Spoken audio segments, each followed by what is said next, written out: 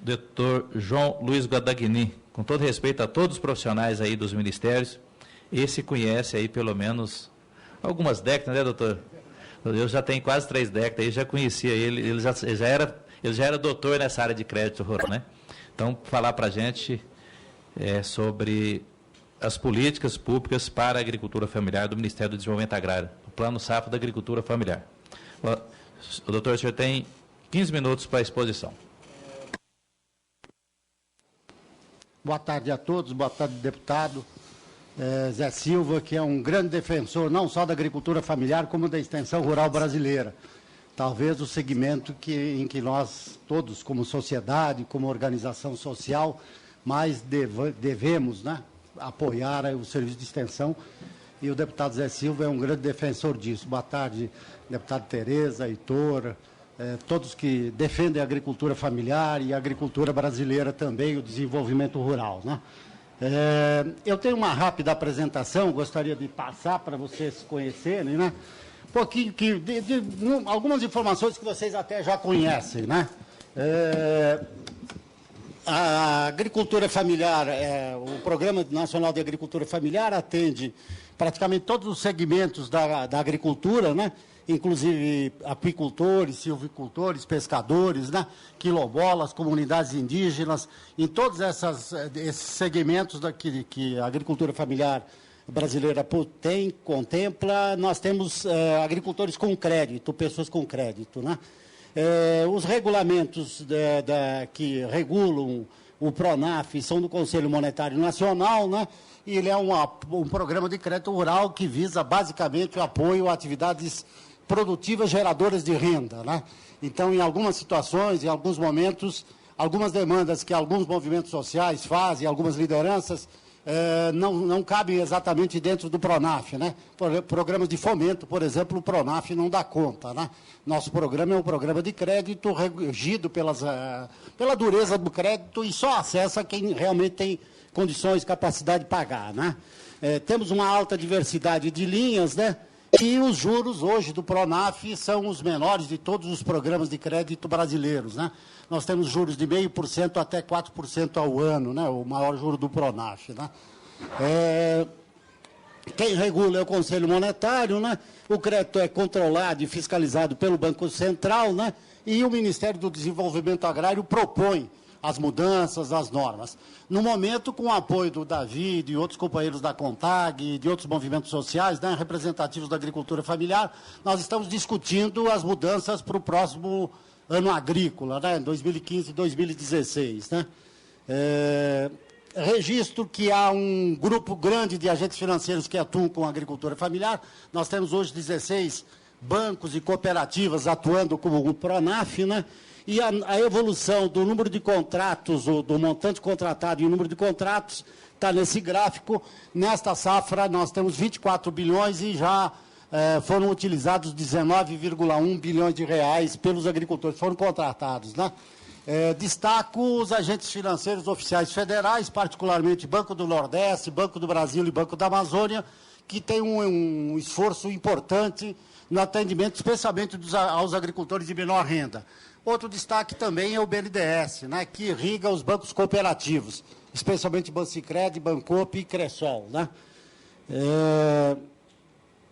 O montante contratado por finalidade por ano, né, nós estamos crescendo muito no investimento nos últimos anos. Nós já temos hoje, no programa PRONAF Mais Alimentos, mais de 100 mil tratores financiados à agricultura familiar brasileira desde o final de 2008. Então, há um processo acelerado de modificação da realidade da agricultura familiar, reduzindo a penosidade e aumentando a produtividade do trabalho dos agricultores familiares. Né? O Mais Alimentos, então, vocês vejam, mais de 125 mil tratores, já financiados no PRONAF. Só para dar um retrato, em 2002, 2003, como estávamos em termos de cobertura dos contratos e como ficamos na safra 2013 e 2014. Nós ampliamos muito a presença de contratos do PRONAF, praticamente em todos os municípios em que há agricultor familiar, nós temos hoje financiamentos do PRONAF. Né? É preciso também salientar que a presença da região sul, em termos de volume de financiamento, continua mais elevada, mas o número de contratos é muito expressivo na região nordeste. Por razões conhecidas, né, pela capacidade de tomar crédito, pelo tamanho das propriedades, pelas condições de produção, o volume de financiamento do Nordeste é menor do que o Sul, mas a presença de contratos é bastante expressiva.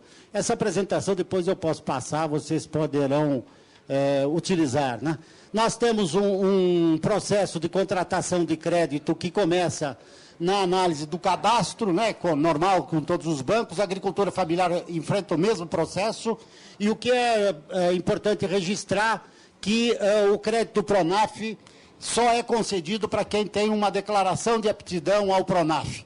Então, a agricultura familiar brasileira a que detém o crédito a partir de uma informação que ele gera. Então, nós temos um cadastro, uma declaração que dá condições para ele acessar o crédito. É o único crédito rural que tem esse controle, né? Hoje nós temos 60 bilhões na mão de agricultores familiares, né? São 3,5 milhões de contratos e temos cerca de 2 milhões e 600 mil unidades familiares de produção com crédito, né? Ou pelo menos 2 milhões e 600 mil CPFs distintos. Aí está a distribuição da participação dos agentes financeiros. O Banco do Brasil é 67% do volume de crédito no Pronaf, né? A carteira do Banco do Brasil tem uma evolução muito expressiva, eu chamo a atenção disso, né? Nós estamos crescendo muito em termos de contratos e valor financiado, e permanecemos, vocês vejam aí, com uma inadimplência muito baixa, né? Em torno de 1% de inadimplência na carteira do Banco do Brasil, para um volume de recursos muito expressivo e para um número de contratos expressivo também. A carteira do Pronaf, 60 bilhões, né?